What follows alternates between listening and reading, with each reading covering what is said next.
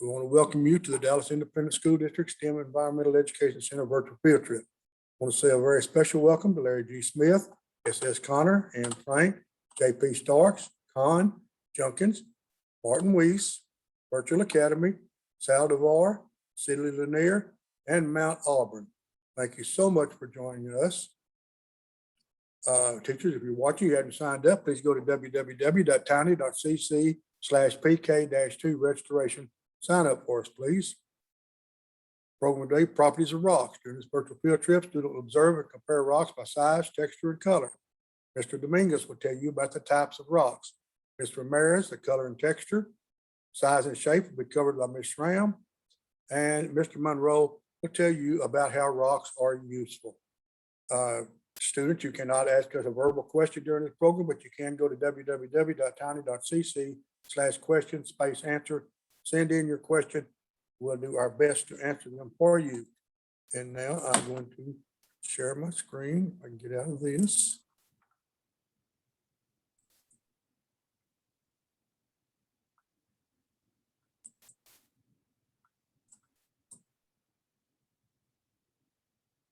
Now I'm going to stop sharing my screen. And Mr. Dominguez is going to tell you all about types of rocks.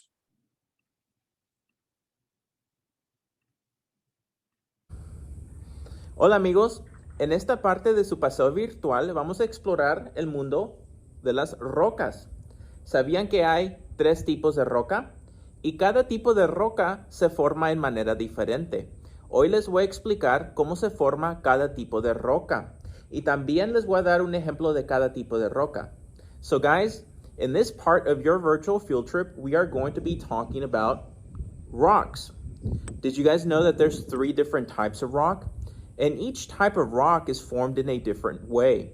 Today, I am going to explain how each type of rock is formed, and I'm going to show you guys some examples of each type of rock.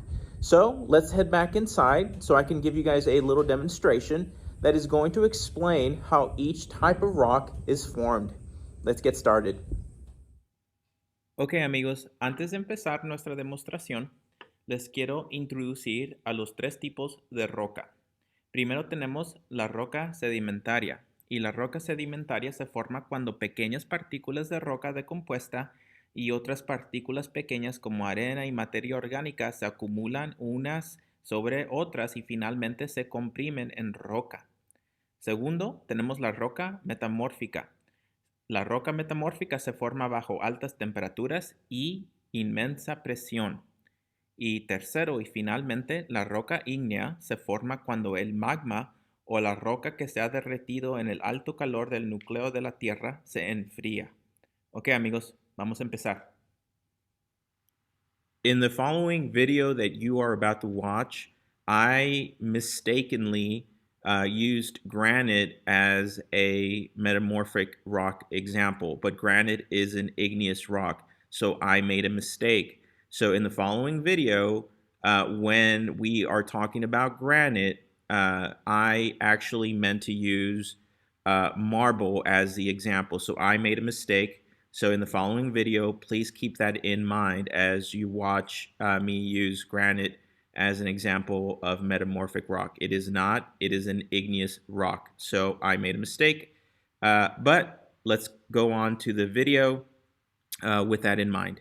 All right, guys, for this demonstration, all you're going to need is some Starburst and access to a microwave. So you can actually try this at home, or if your teacher has access to a microwave, you could definitely try this in the classroom.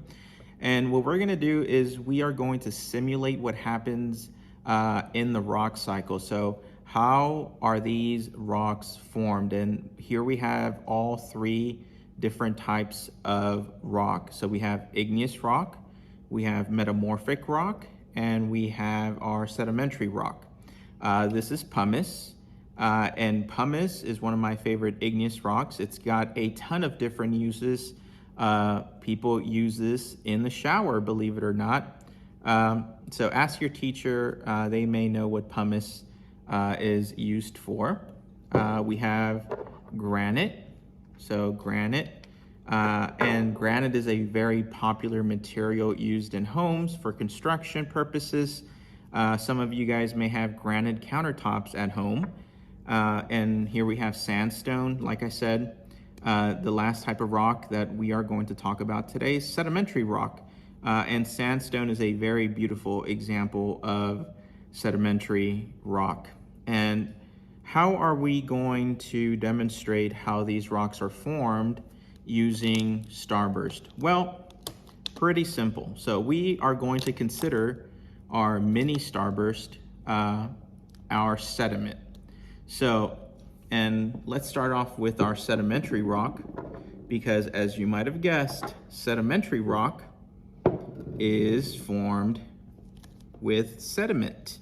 So over time, and by the way, please wash your hands if you are going to eat the starburst after. So over time, and by the way, I am going to refer from now on to our starburst as sediment. So over time, our sediment is deposited on top of each other. So sediment is just, broken down rock particles, minerals. So sometimes you have organic matter, like, dead trees, dead leaves that have broken down into very, very small particles, and that makes up sediment. So all those things make up sediment, and over time, those things get eroded away. They get taken away from one point to another point, and they start stacking on top of one another. And eventually, layers start forming. And what happens when you have that much pressure? Well, let's see. I'm gonna take my sediment and I am going to squeeze it. I'm going to apply pressure, okay? Not that much pressure, but you can give it a good squeeze. So just, squeeze your sediment. And what happens? It comes together. And guess what forms? Sedimentary rock. So that's the basics of how sedimentary rock is formed. So now let's move on. How does metamorphic rock form? Well, you just need more pressure and more heat. So what I'm going to do is this time I'm going to squeeze really hard with both my hands. And metamorphic rock, the word metamorphic, or the word metamorphic, metamorphosize, means to change. So what we're doing is we are adding heat because we want this sedimentary rock to change into something else, into something brand new. So I'm adding heat. So I'm taking lots of time and lots of heat and lots of pressure. And what I'm going to do is even squeeze this some more. So more and more pressure will give me metamorphic rock. And check this out. It's a completely different rock now, isn't it? So that's how metamorphic rock is made. It transforms from our sedimentary rock to our metamorphic rock under intense heat and intense pressure. Okay, so that is how metamorphic rock is formed. Now you may be wondering, well, how does igneous rock form? Well, igneous rock is formed when this completely melts down and cools down. So you guys may know what magma is. So magma is the molten rock that can be found inside Earth's core, right, inside the crust. So it comes out of volcanoes as lava. So when that cools down, that molten rock becomes igneous rock, okay? And what we're going to do is we are going to put this in a beaker, okay? We are going to melt it using a microwave and we'll see what happens, okay? So let's go ahead and do that. And remember, safety first. So if you are heating anything up, please have supervision, okay? So let's go to the microwave. All right, guys, as you can see, my sediment has changed. It's still pretty melted, so we can consider this magma. So our magma is cooling down, but we need to let it cool down some more. And when you are doing this, please be careful. Have a parent supervise, because I don't want anyone to blame Mr. Dominguez for getting burns. So we're gonna let this cool down some more. It's pretty cool right now, well, the glass is, but our magma is not. So let's see what we get in a couple of minutes. All right, guys, so my magma finally cooled down. So my molten rock finally cooled down, and it formed a completely different type of rock, igneous rock.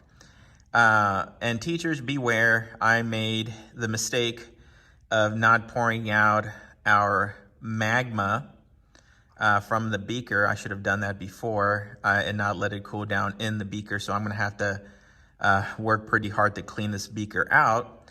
In fact, when getting this out, it actually bent a fork.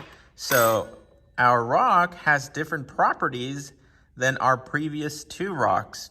And that's because it underwent a different process to get to this form. So igneous rock is the last rock we are going to talk about today. I hope you guys learned about the rock cycle and how the three different rocks are formed. I will see you guys next time. R.I.P. Beaker.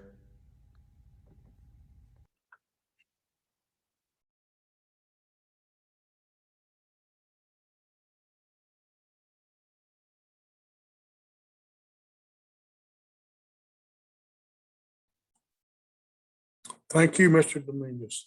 And now Ms. Ramirez is going to tell us about color and texture.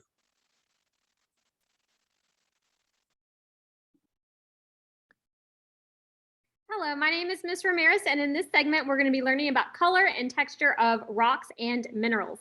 So before we get started, I do have an animal friend that I want to introduce you guys to. So I'm going to give you some clues, and then I'll let you guys guess. My animal friend can camouflage, so its skin or scale color is actually the same color as this sandstone rock. And as you learned earlier, sandstone is a rock that is made out of sediment, in this case, sand. So this animal is about the same color. This animal has 4 legs, a long tail, a beard of skin on its chin, and it's from Australia. If you joined us before, you might have met him before. So go ahead and make your guess on who this animal is, and I'll bring him out. If you guys guessed a bearded dragon lizard, you would be correct. So this is Spike, and he's a bearded dragon. Again, he gets that name because he has a big pouch of skin underneath his chin. When he gets scared or mad, he can inflate it really big. Now notice the color of his scales. It is nice and brown or tan, just like this sandstone. So he can camouflage or blend in with his environment. So I'm going to go ahead and put our friend up, and we will continue our presentation. So today we're going to be focusing on color and texture of rocks and minerals. So you'll hear me say the word minerals a lot. So let's understand what it is. So rocks are simply made of smaller things called minerals. So for example, this sandstone is made out of even smaller things called minerals. And minerals are some of my favorite things because they can come in all sorts of colors and sizes. This happens to be a special type of mineral called rainbow quartz. Quartz is a mineral that can make up rocks. And look at those beautiful colors, how sparkly it is. Almost reminds me of a rainbow. So again, minerals just make up rocks. And we're going to be looking at color and texture. So for color, we can use our eyes to help us determine color. Think of the colors you might see in a rainbow. Rocks come in all different colors. For texture, we're going to be using our hands to help us touch and feel. So texture means how does something feel? So keep those 2 words in mind as we go through our presentation. So let me share that screen, and we'll look at some examples of rocks and minerals. So let me get that PowerPoint up and running. So again, we're talking about color and texture. So here's a review of some texture words. Again, texture, we use our hands to touch. So some rocks might be bumpy, some might be scratchy, some might be rough. For color, here's a review of some color words, and we use our sense of sight to help us determine color. Now let's start off with some colorful rocks and minerals. These are called birthstones, and they are simply minerals or rocks that are cut and polished to make them look really pretty for jewelry. So take a moment to see and think about what are some colors you see on this slide and see if you can find your birthstone. So what stone represents the month you were born? Now, since we are in the month of November, we'll talk about November first. So November, if you guys were born in November, a happy birthday to y'all. Your birthstone is called citrine, and it's a pretty orange color. Now, December is coming up here in a couple of weeks. And if you guys were born in December, your birthstone is one of my favorites, and it is turquoise. It is this one here on the bottom. So again, feel free to take a moment to pause the video and see if you can find your birthstone. But I'm going to go ahead and move right along. So these are some rocks and minerals from my collection. This one is called peacock chalcopyrite. So think about what are some colors that you see and how do you think this mineral might feel? Now remember, minerals make up rocks. Now this mineral gets its name because it has colors very similar to this bird, and this bird is called a peacock. Now this is one of my favorite minerals because it is super colorful. So we have purple, there's some dark blue, I also see some green, and there's some patches of gold. So those colors look almost like the colors on the feather of a peacock. And if you guys were to touch it, this mineral feels rather bumpy. Here's another one. This is a rock and it's called agate. So what are some colors that you see and how do you think it might feel? Now, agate is a rock made of two minerals. And some of the colors that I see here, I see a lot of red. It's kind of like a reddish brown color. I also see a big patch of black, and I also see some orange here on the bottom. And when I touched this rock, it was also bumpy and jagged. So this is a good example of what jagged is, kind of uneven edges. When I touched the rock here on the edges, they were very sharp and jagged. They were also rough. Here's my next one. I don't know what this one is, but it's a cool rock that I found outside. So think about what are some colors that you see and how can you describe this rock? I liked this rock because I liked the stripes. So sometimes you can find rocks that have stripes. They might have spots or speckles or other different patterns. Now this rock happened to have blue and gray stripes on it. And when I touched it, it wasn't rough. Instead, it was actually really smooth. So when I say smooth, think of like if you touch an apple, the outside of the apple is smooth. Or if you guys touch your desk is probably smooth too. So my next thing for you guys, these are some rocks and minerals. If you are a Dallas ISD teacher, you can actually request one of these on loan. This is a rock and mineral kit. And think about what are some colors that you see? How do you think they feel? And which one is your favorite? So I know that my favorite in this collection is number 20. It is the bright yellow one, and it's called sulfur. It's a mineral, and I like it because it's just the super bright color. I thought it was pretty fascinating. So again, rocks and minerals can come in a variety of different colors and textures. So I have a rock scavenger hunt challenge for you guys. Go outside and find two rocks. See if you can tell me the color and the texture. So how does it feel? So I'm gonna stop my screen share, and I do wanna show you some other rocks that I found outside. So this first one I thought was pretty interesting. So I saw that there are layers and different colors inside this rock. And I thought it was cool that one side was smooth and the other side is really bumpy. I found this rock by some water. It is really smooth and almost round, almost like an oval. And I think what happened is water was running over this rock many, many times, and it caused the rock to become nice and smooth. This is another one of my favorite rocks I found outside, and I like it because it's nice and sparkly, but it's black and white and sparkles. So think about what are some rocks you guys can find outside. Now, scientists also look at what's called a streak, and a streak is the powdered color of a rock. So if you were to go outside, find a rock, and then mark it across the sidewalk, the color that it leaves behind is called its streak. And scientists use what's called a streak plate. It's just a white piece of tile. They take their rock and they rub it against it. The color that it leaves behind is the streak. So this is graphite. Think of the stuff that your pencil lead is made out of. That black stuff is graphite. Now this happens to be black. Now when I rub it across, let's see what color its streak is. It also happens to be black too. So sometimes the streak color is the same color as the actual rock or mineral, but sometimes it's not. So let's look at this one. This one is a pretty one. It's called fluorite. It's a pretty blue, like a light blue and a dark blue color. So now let's take my plate and try and rub it against it and see what color it leaves. So you can't really see anything on this one, but it is a white streak.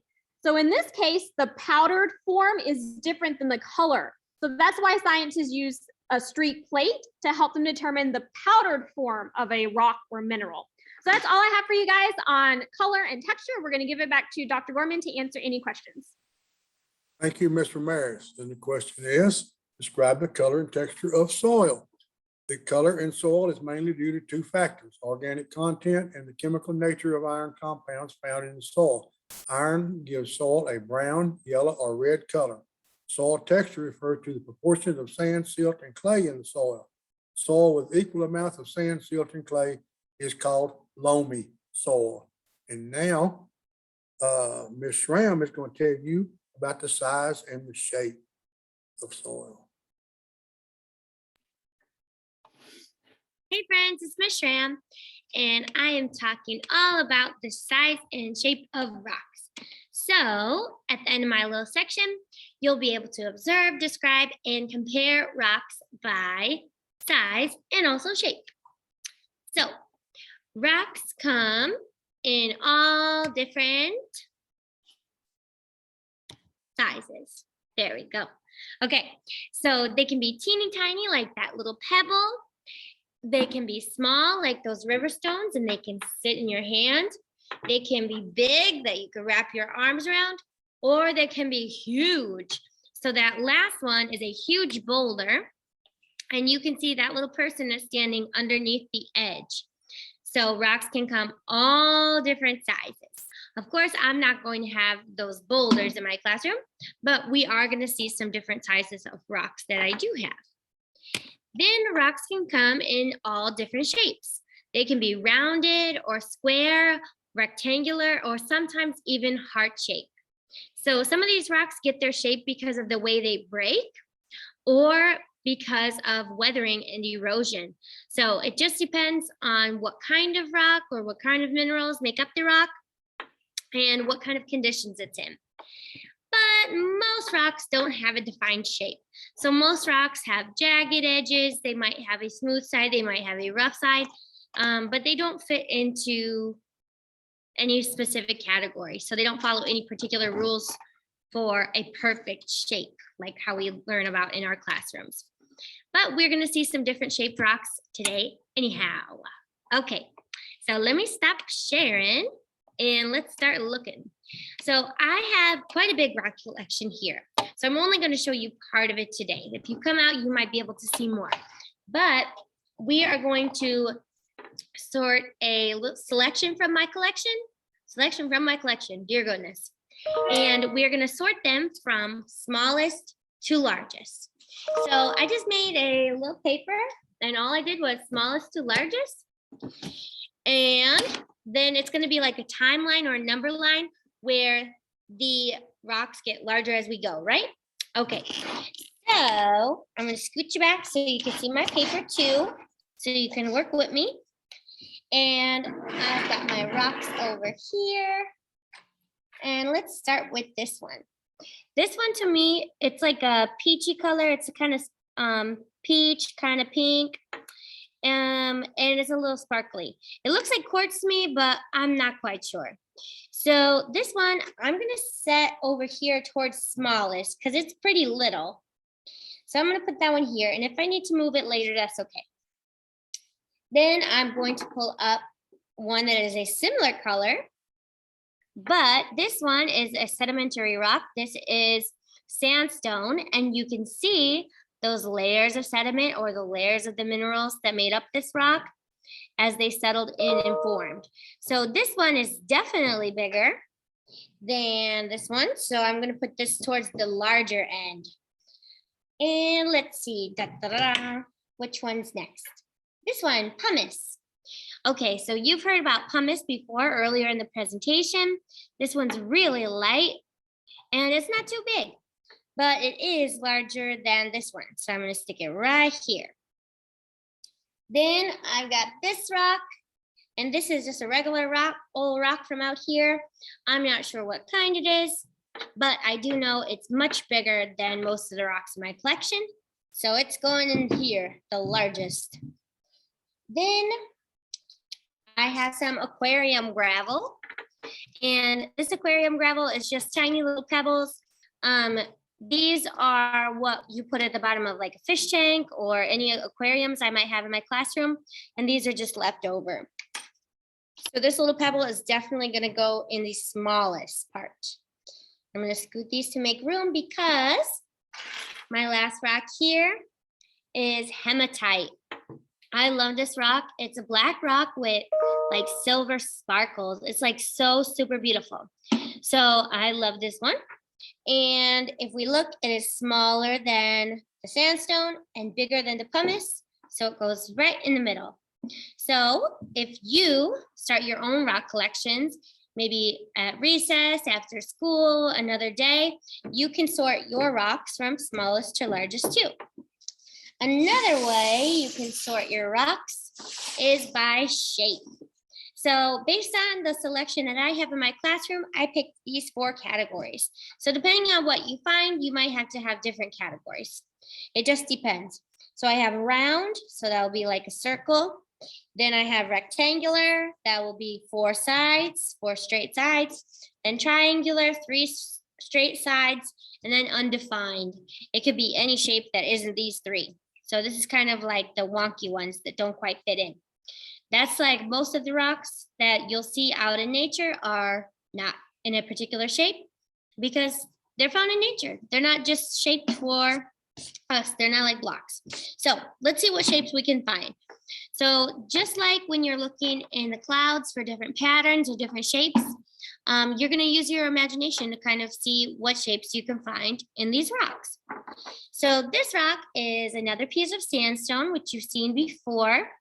And this one has kind of 4 sides I can see. So I see 1, 2, 3, 4. So that's going to go in my rectangular section because it looks like a rectangle. Then I have this polished rock, and this one is kind of smoothed down and round. So I'm going to put that one in the round section. Then I've got this little rock, and this one almost looks like a perfect triangle from this side. So this face is 1, 2, 3 straight sides. So that one almost looks like a perfect little triangle. So I'm going to put that there. Then I've got my obsidian. I love the obsidian. It's black and shiny. It feels like glass when you touch it. But if you look around the outside, it doesn't have any particular shape. So that's going to go in the undefined section. It doesn't follow any rules for shapes we are studying. So let's see. This little one is another triangle shape. 1, 2, 3 sides. So I'm going to put that there.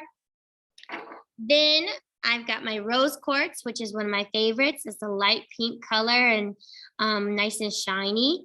And I see 1, 2, 3, 4 sides. So rectangular. And then this rock is just from outside. And this one to me looked like a potato. It's got a round edge and then flat edge. It looks like someone cut into a potato and was about to cook it. So I'm going to put this one in undefined. And then here is a rock that's really round. You could roll this one around.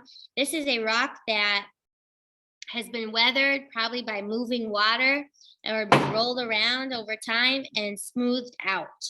So I'm going to put that in round. All right, then I want to show you quickly some rocks that I have in my collection. This is another example of a rock that's been weathered over time.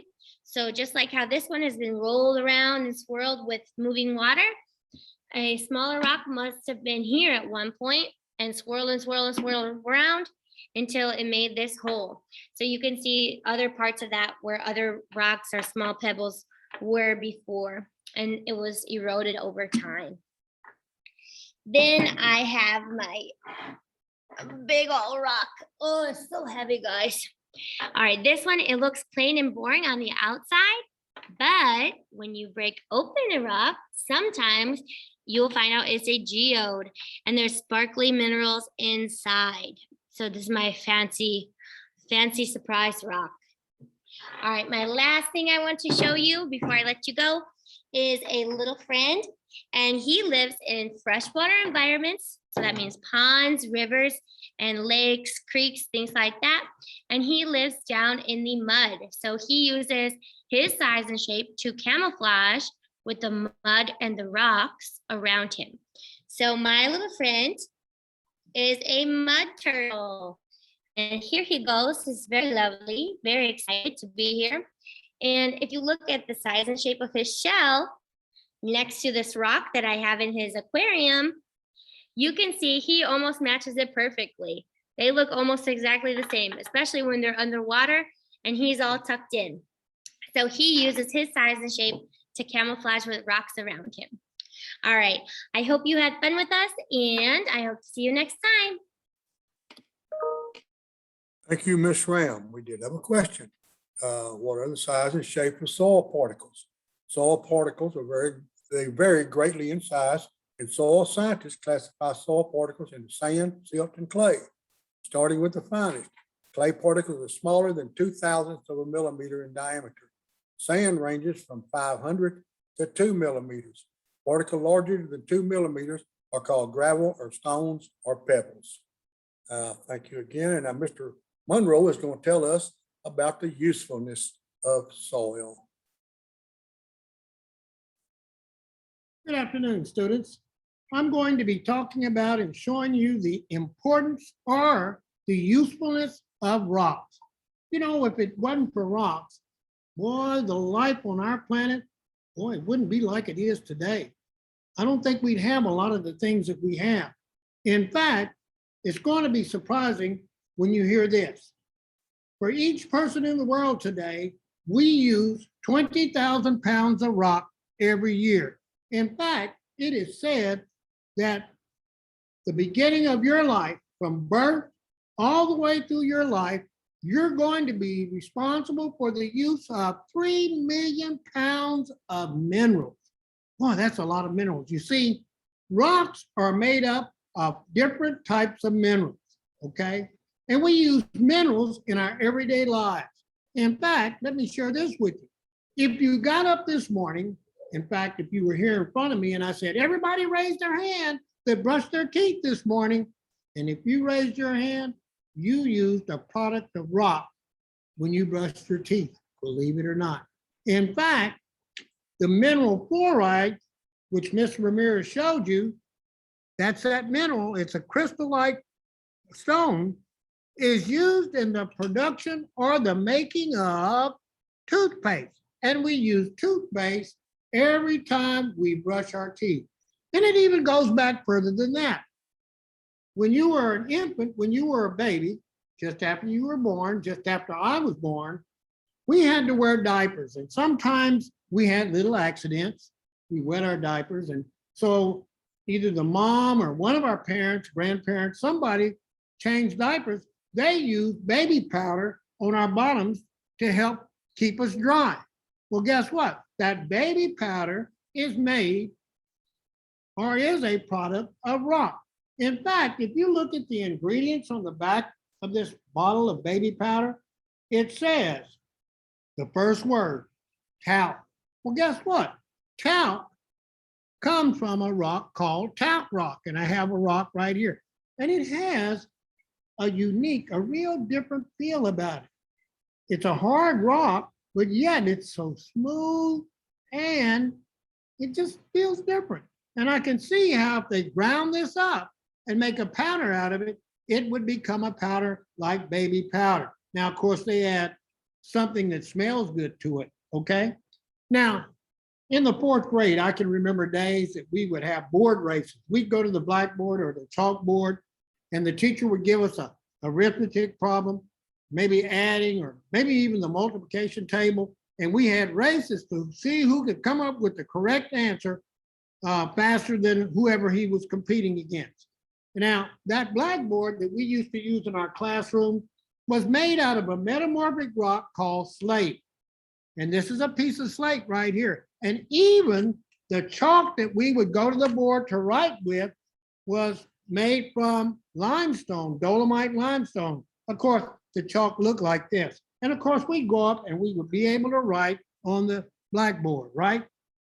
So you can see just those small instances where we use products of rock in our everyday lives. The majority of the products of rock that is used today is making the highways, the bridges, the houses, all those things that are very important. Our shelters are made using a product called concrete. Well, here in the state of Texas, one of the ingredients that they use to make concrete or cement is eagle poured shale. And it is a sedimentary rock, okay? And it is a rock that possibly because of the way that it's formed, and Mr. Dominguez talked about how rocks were formed, because of the way that this eagle poured shale is formed, it can preserve what we call fossils in it, okay? Now, students, listen. Animals also have used rock, and are still using rock. Animals out in nature, they use rocks and stones too. They use them as tools. In fact, there's an animal called a sea otter. He's a member of the weasel group, or the weasel family. And these animals, they will use stones as hammers to break the abalone shells. And they're breaking those shells to get into the soft tissue of that animal to use it for food. And then we have a variety of birds like quail and dove and chickens and turkeys. They will use grit, little bitty tiny bits and pieces of rock, or even some smaller rock. They will eat those and they settle in the upper part of their throat, and they use that to help digest their food. I guess you would say it settles in their gizzard, and when they eat seeds and nuts and hard sources of food, it helps to break that down so that they can digest. I've got a little friend that I want to show you right quick. Her name is Bessie, and she's a quail. So let me get her out.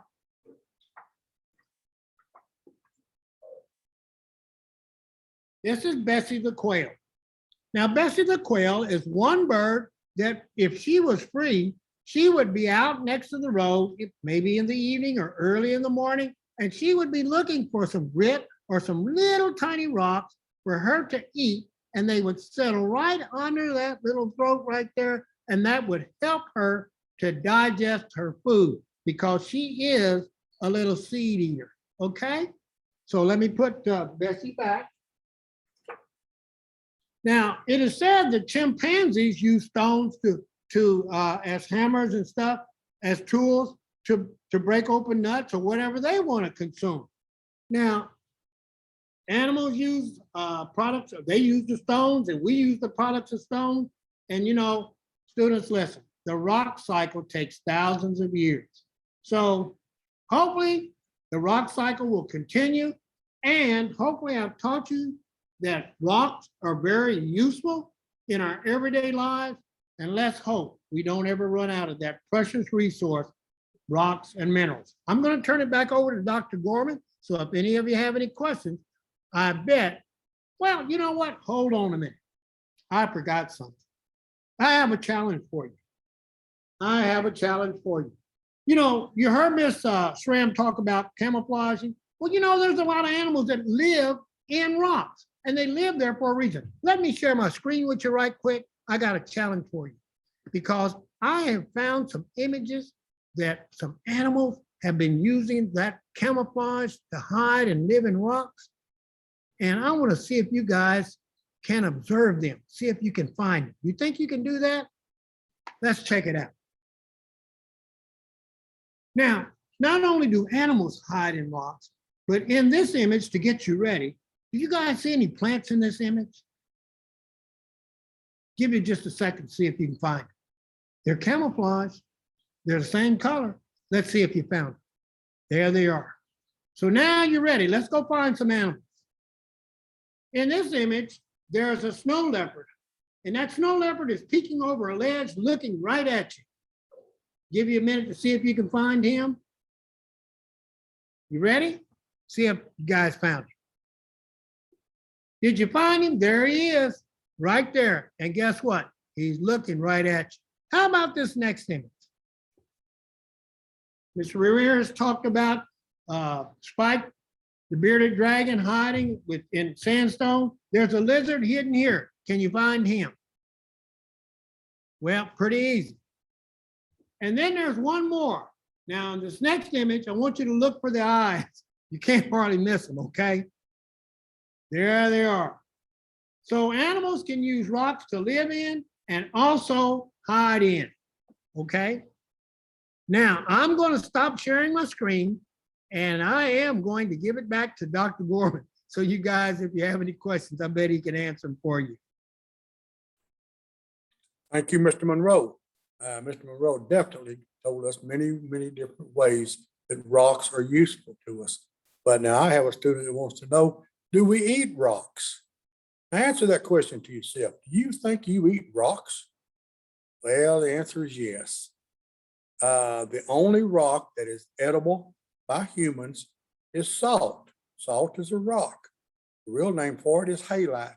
So tonight, when you're at the dinner table, you want some salt to put on your food, and don't use too much of it. It's not good for you.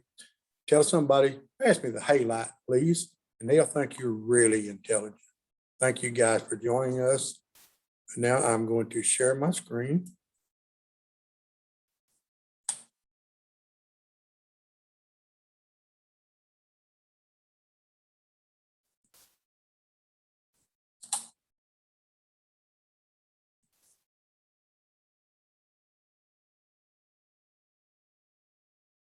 During this virtual field trip, students observed and compared rocks by size, texture, and color.